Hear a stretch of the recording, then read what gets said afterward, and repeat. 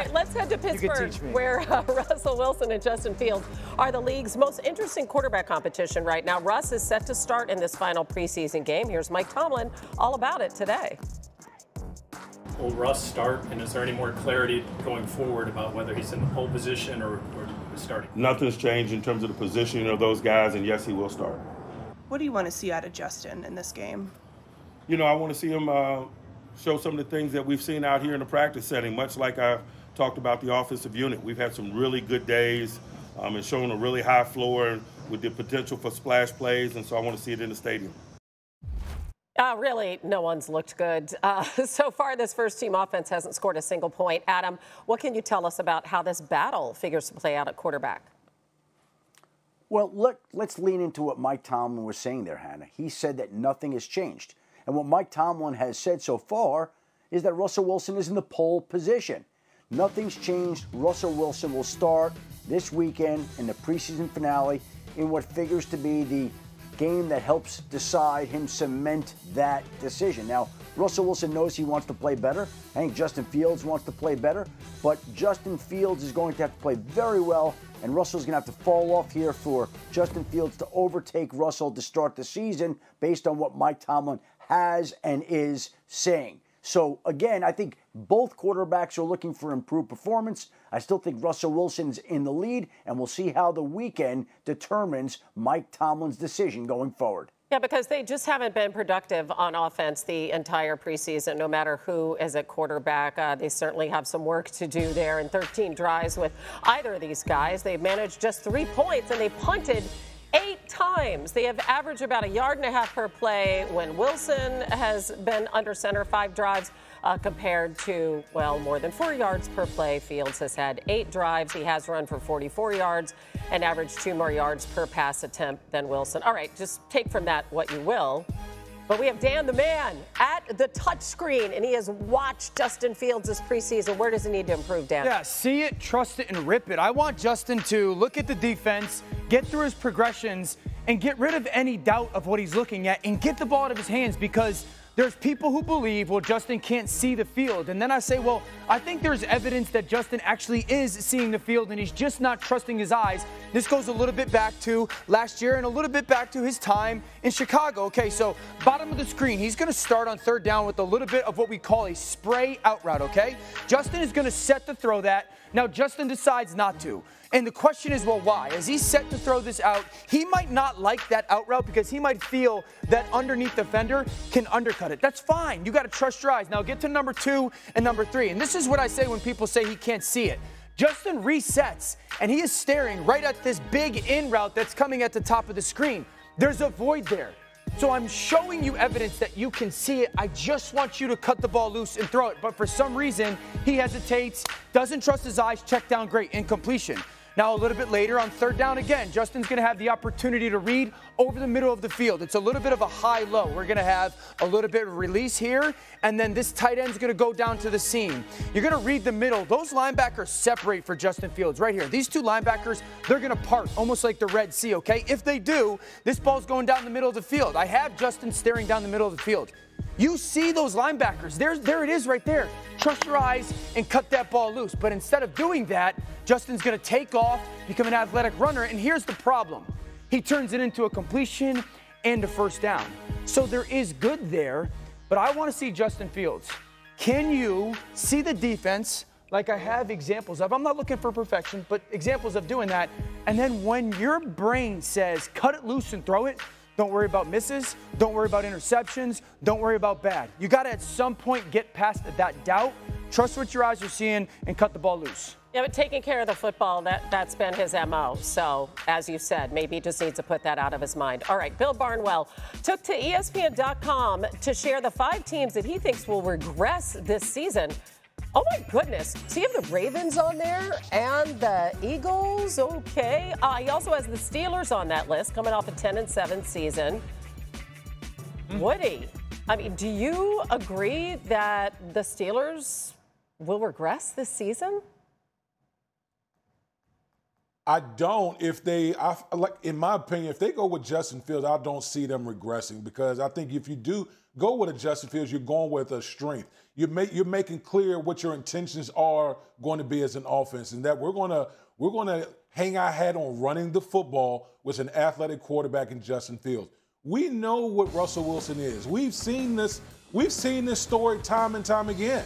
Okay, but at least with Justin Fields at the helm, the one thing I can do is I can build a rushing attack around that rare athletic ability that he would bring to the table. Okay, I think if you go with Russell Wilson, 10-7, they'll be 10-7 again, 9-8, 10-7. Oh, we'll be saying, oh well, Mike Tomlin doesn't have a losing record, but give me something that's a little bit unpredictable, something that will kind of scare defensive coordinators, and that's where, in my opinion, what Justin Fields brings to the table. Time for some top stories.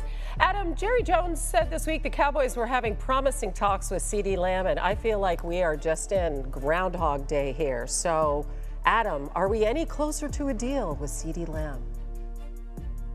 Well, Hannah, happy Groundhog Day. We are not. Right now, the two sides have continued to wait each other out, and at some point in time, they're going to be able to narrow their differences and figure out a deal. But it doesn't look like that's happening today, although there could always be some last-minute talks. We'll see. But CeeDee Lamb and the Dallas Cowboys continue to remain engaged in discussions. We'll see if they can finally figure out a solution that will get Lamb back into camp. He has been missing all throughout. As for Jamar Chase, the Bengals wide receiver, similar story in the sense that he wants a new contract. The Bengals and he have not yet figured it out. He hasn't practiced during the spring. He hasn't practiced so far during training camp. And we heard Chad Ochocinco say last week that he doesn't think Jamar Chase will step on the football field again without a new contract. So we'll continue tracking that. And as for Brandon Aiyuk, again, this is a situation that shows there's no solution in sight. Now, at some point, there's going to be a breakthrough on all three of these situations.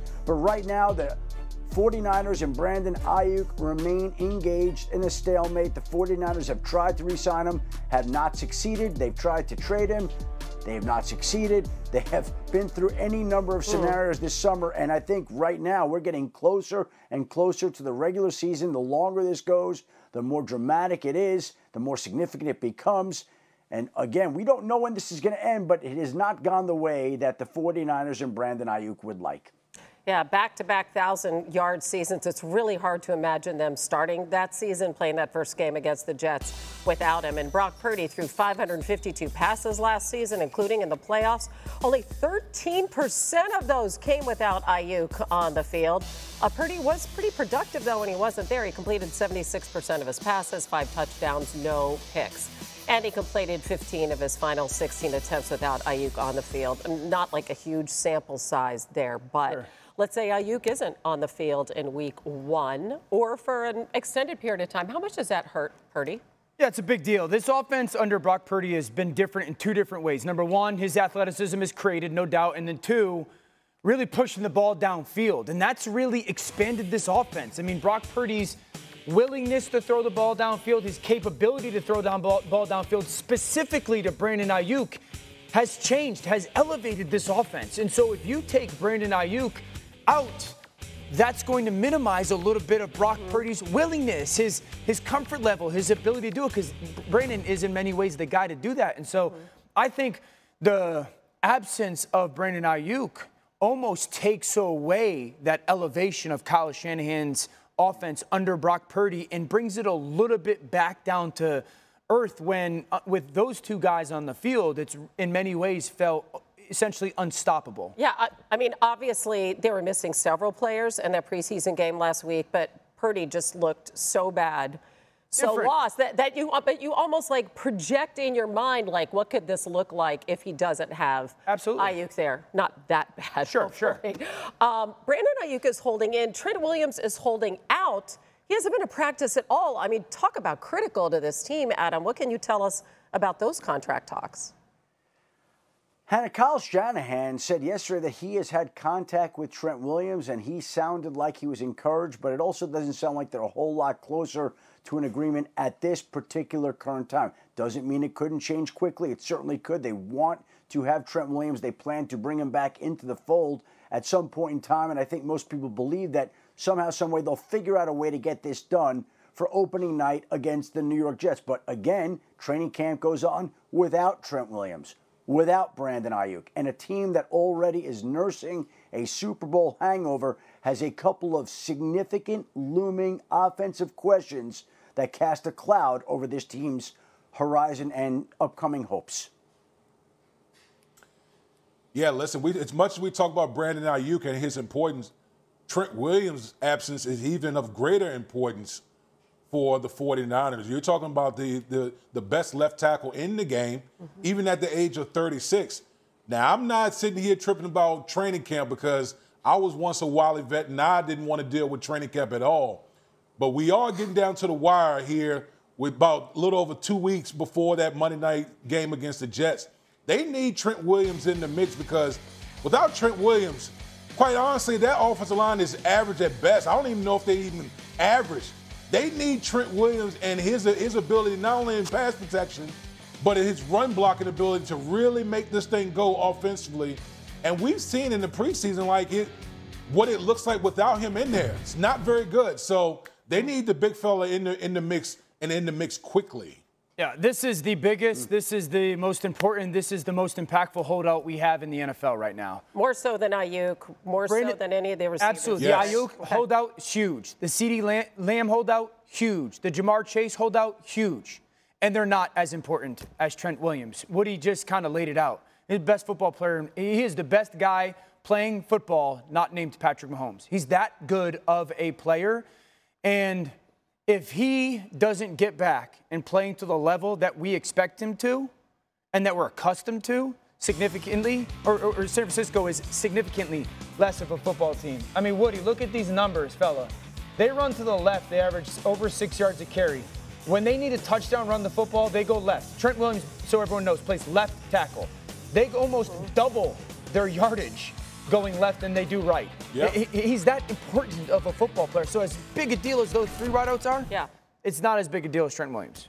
Led the NFL in pass block win rate last season. And, I mean, just keep in mind in the prism of all of this that Brock Purdy is eligible for a contract extension after this season. It's coming. So he needs his left tackle. He needs his receiver.